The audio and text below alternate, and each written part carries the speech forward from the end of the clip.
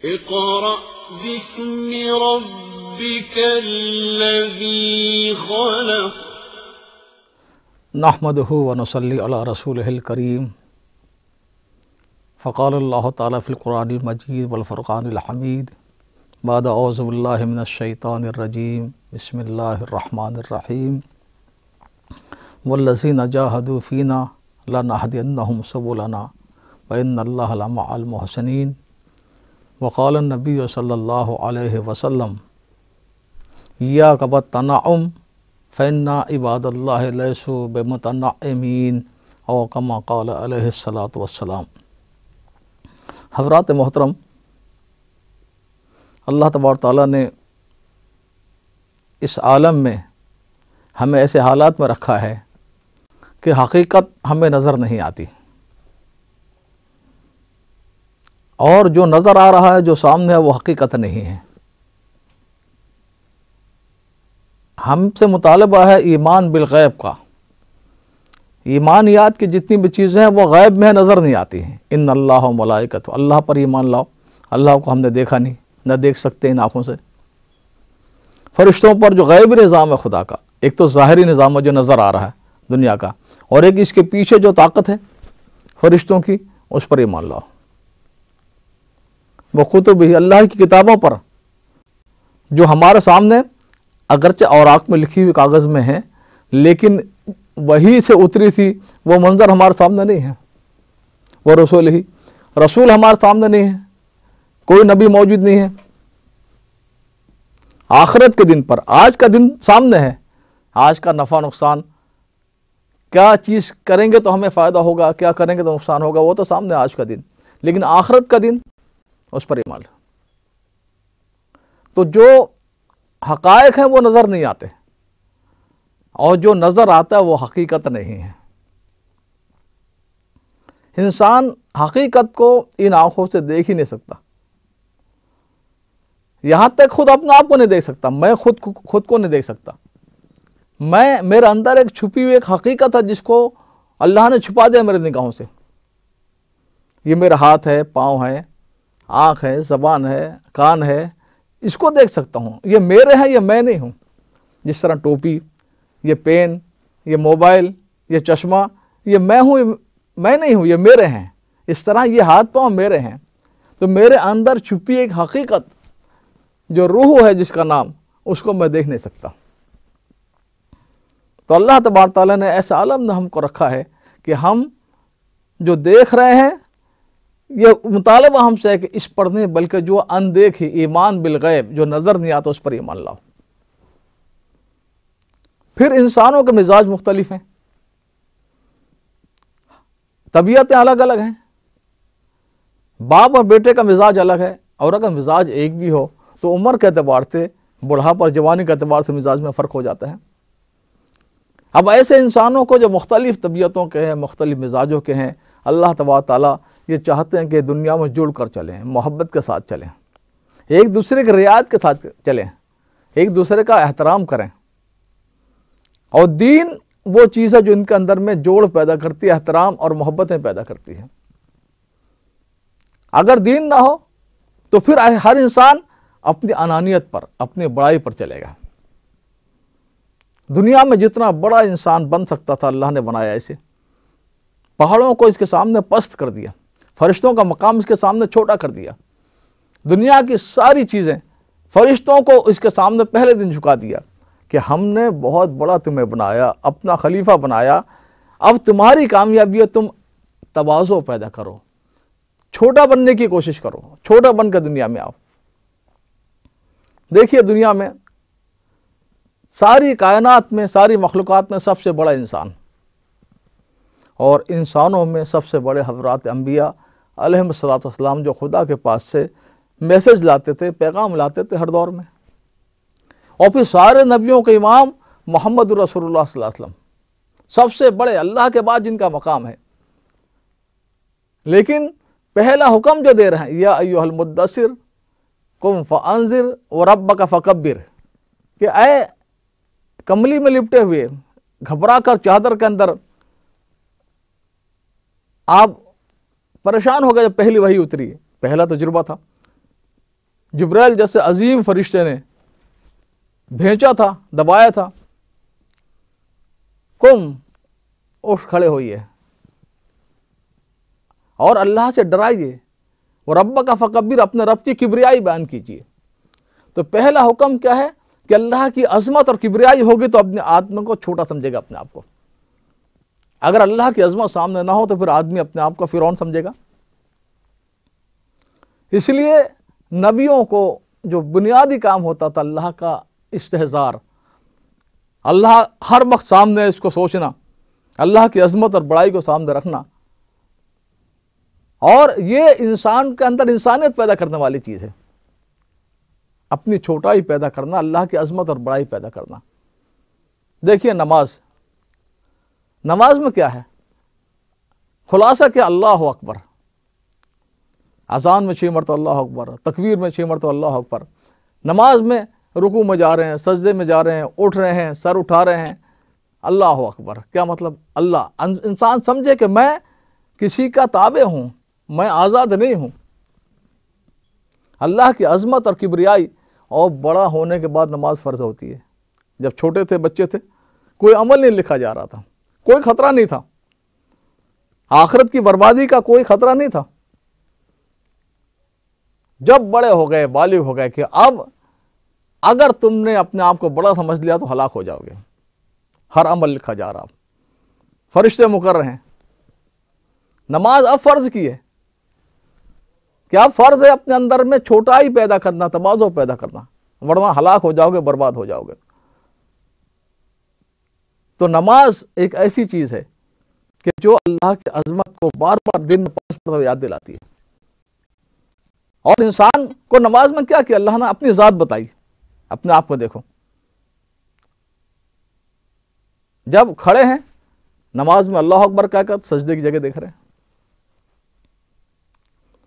सलाम फेर रहे हैं तो दोनों बाजू को देख रहे हैं, सजदे में यहाँ देख रहे हैं, यानी ये जहाँ तक देख सकता आदमी अपने आप को, रुकू में पैर के यानी लंबाई भी देख रहे हैं, चौड़ाई भी देख रहे हैं, अपने आप को बार बार दिखा रहे हैं, और अल्लाह अकबर, ताकि हमें अल्लाह की अजमत और बड़ाई दिल में पैदा हो। अगर नमाज पढ़ रहा है और अल्लाह की अजमत नहीं आ रही तो उसकी नमाज से उसे फ़ायदा नहीं पहुंच रहा। तो नमाज में अल्लाह तबारक तआला ने इंतज़ाम किया, बार बार अपने आप को देखो और फिर अल्लाह की अजमत का सोचो कि अल्लाह कितने बड़े हैं, मुझे अल्लाह का हुक्म मानना है, और ये सोचो कि मैं कितना छोटा हूं। देखिए, अगर गौर करे इंसान कि दुनिया में एक नापाक नाली से ये पैदा हुआ, जिस रास्ते से दुनिया में आया है एक नापाक नाली, इससे तो दाना बेहतर है जो ज़मीन के रास्ते से ऊपर आता है। दुनिया को कोई बीज गंदा नहीं है, गेहूं का बीज, चावल का बीज, कोई बीज, लेकिन इंसान का बीज गंदा है। मनी का खतरा अगर लग जाए तो नापाक कर दो उस कपड़े को, जिस्म को। तो जिस बीज से आप पैदा हैं वो गंदे, जिस रास्ते से आ रहे हैं वो गंदा। और दुनिया में आकर भी पाकीज़ा नहीं हो गए, बड़े किस बात की, दुनिया में भी आपके अंदर से जो निकल रहा वो गंदा है। खुशबूदार अच्छी ग़िज़ाएं आप खाते हैं और अंदर जाकर वो बदबूदार हो जाती है। सिद्दीक अकबर रज़ियल्लाहु अन्हु फरमाते हैं कि मैं शर्मिंदा हो जाता हूं कि अल्लाह, मैं इतना गंदा हूं कि खुशबूदार खाता हूं, अंदर बदबूदार बन जाता है। मेरे अंदर जो चीज़ निकले, पेशाब पखान निकले वो गंदा, खून पीप निकले वो गंदा, पसीना अगर गंदा नहीं तो कराहत आती है, बदबू आती है, बलगम निकले, थूक निकले, कराहत आती है, नाक का मैल, कान का मैल, यानी अब इंसान के अंदर जो निकल रहा सब गंदगी। अगर ये मेरी शेरवानी है, इसे थोड़ी सी नजासत, गंदगी, पाखाना लग जाए, हैं, मैं किसी मजलिस में जाऊं, लोग नफरत करेंगे, मुंह फेर लेंगे। गंदगी एक कपड़े को लग जाए, हैं, लेकिन मेरे अंदर जो गंदगी है, मैदा क्या है, पोटला है पाखाने का, 24 घंटे गंदे के साथ में लगी हुई। वो तो अल्लाह का करम है कि अल्लाह ने पर्दा डाल रखा है, अल्लाह ने अशरफुल मखलूकात हमें बनाया। लेकिन सोचें अपने आप को कि हम क्या हैं, हम एक गंदगी के पोटले हैं, हर वक्त साथ में हैं, लेकर फिर रहे हैं। तो अब आदमी इस बात को सोचे कि मैं कुछ भी नहीं हूँ, मैं अल्लाह के एक मामूली बंदा हूँ, और अल्लाह की अज़मत और बड़ाई में अंदर आएगी तो अल्लाह तबारक व तआला मुझे दुनिया और आखिरत में कामयाब करेंगे। और हलाकत का रास्ता क्या, बर्बादी का रास्ता है कि आदमी अपने आप को बड़ा समझे। आज दुनिया में झगड़े किस बात पर है? यानी आज दुनिया में जो फसाद है, जो तबाही है, वो किस बात पर? बड़ाई पर, कि मैं बड़ा बन जाऊं। कुरान ने अजीब नफ्सियात बताई है इंसान की, साइकोलॉजी। इज़ा क़ीला लहुम ला तुफ़सिदू फ़िल अर्ज़, जब इनको कहा जाता है, जो दुनिया के बड़े हैं, सुपर पावर हैं, कि ज़मीन में फसाद और खूनरेज़ी मत करो, तो क्या इन्नमा नहनु मुस्लिहून, अरे हम तो सुलह कराने वाले हैं। ये सुलह करा रहे हैं कि झगड़े करा रहे हैं? हाँ, सारी दुनिया के तैयारी कर रहे हैं जंगों की, हथियारों काय के लिए? अमन के लिए। हालांकि अमन के लिए तैयारी नहीं हो रही, अपनी चौधराहट और बड़ाई कायम रखने के लिए तैयारी हो रही है। पहले ज़माने में लोहार होते थे बस्ती में, गांव में, वो लोहे के औजार बनाते थे। खेत में काम करने वाले हल हैं, फावड़े हैं, कुदाल हैं, ज़मीन खोदने वाले, तो लोहे के औजारों बनाते थे। घर की ज़रूरत की चीज़ें, चाकू है, छुरी है, दराती है। वो फजर में उठते बेचारे और अपनी आँख को आँच तेज करते ताकि कल का काम पूरा करें। वही रोजी रोटी थी। इंतज़ार में होता कोई आए हथियार दराती बनाने के लिए, चाकू बनाने के लिए। फिर जब जंगें छिड़ जाती, दो कौमों के दरमियान में लड़ाई अगर छिड़ जाती, तो उनके वारे नियार हो जाते। दिन रात उनको काम मिलता। उनके भट्टे की आंच कभी मध्यम और कम नहीं होने पाती, तेज। बड़ा काम चल रहा है, बड़ा आमदनी हो रही है। क्यों? कि जंगें छिड़ी है, अब तलवारें बन रही हैं, तलवारों पर नक्शो निगार हो रहे हैं, तलवारों को रखने की चमड़े की नियामें बन रही हैं, तीर बन रहे हैं, तो बड़े खुश होते। उनका रोज ही था हथियार बनाना। लेकिन आज के जो हथियार बनाने वाले हैं, ये आज के जो लोहार हैं, ये बड़े बड़े जो दुनिया में सुपर पावर अपने आप को कहते हैं, इनका काम क्या है? हथियार बनाना और दुनिया में इंसानियत को खूनरेज़ी करना, इंसानियत को लड़ाना। पूरी दुनिया की बदअमनी इनकी वजह से। सेकंड वर्ल्ड वॉर में जब हो गई, स्टालिन और रशिया की फौजें खुशियां मना रही थी जीत की, तो अमेरिकी सफीर ने कहा ये बेवकूफ़ हैं, खुशियां मना रहे, जंग तो अब शुरू हो रही है। उसके बाद में एक प्लानिंग की अमेरिका ने कि दुनिया में अमन कायम ना हो। रशिया से डरा कर, कमरे से डरा, कितने मुल्कों को हथियार बेचे। ये कोल्ड वार के जो 50 साल कैसे गुजरे हैं, कितने करोड़ों इंसान मारे गए। क्यों? अरशद मिस्र जैसा अजीम साइंसदान, वो भी इसलिए मारा गया था कि वो तोपें बनाता था, पत्थर फेंक कर दुश्मन के बहरी जहाज़ों को, समंदर के पानी के जहाज़ों को डुबोने के लिए। उस पर शक हो गया कि शायद ये दुश्मन को भी अपना फन ना बेचता हो, ये हुनर ना बेचता हो, कत्ल कर दिया उसको। लेकिन आज के इन अरशद मिस्र को, आज के इन लुटेरों कोई कत्ल नहीं कर सकता। वो तो मुल्कों को चला रहे हैं। हाँ, अमेरिका में इलेक्शन हो रहे, फंड में सबसे ज़्यादा ये देने वाले, हथियार बनाने वाले, और उसके बाद में वसूल करते हैं। ये जितने अमेरिकी सदर हैं, जितने सेनेट है, कांग्रेस, सब उनके नौकर हैं। जितने यूरोप के सरबराह हैं, प्राइम मिनिस्टर हैं, ये उन्हीं बिजनेसमैनों के जो हथियार बेचना है सबसे ज्यादा नफे की चीज। हाँ, कोई अखलाकियात नहीं, दोनों को बेच रहे हैं। ईरान को भी, इराक को भी। हथियार किसने दिए थे? इसराइल और अरबों को दोनों कौन हथियार दे रहा है? युगांडा के जो कबाइल हैं, 10-10 लाख आदमी मारे जा रहे हैं, दोनों को हथियार दे रहे हैं। अगर आप हुर्रियत पसंद है, अपने मुल्क को आज़ाद कराना चाहते हैं, या आप बागी हैं, बगावत करना चाहते हैं, आपको हर हालत में हथियार मिलेंगे अगर आपके पास पैसे हैं। उनकी पेट भरते रहो।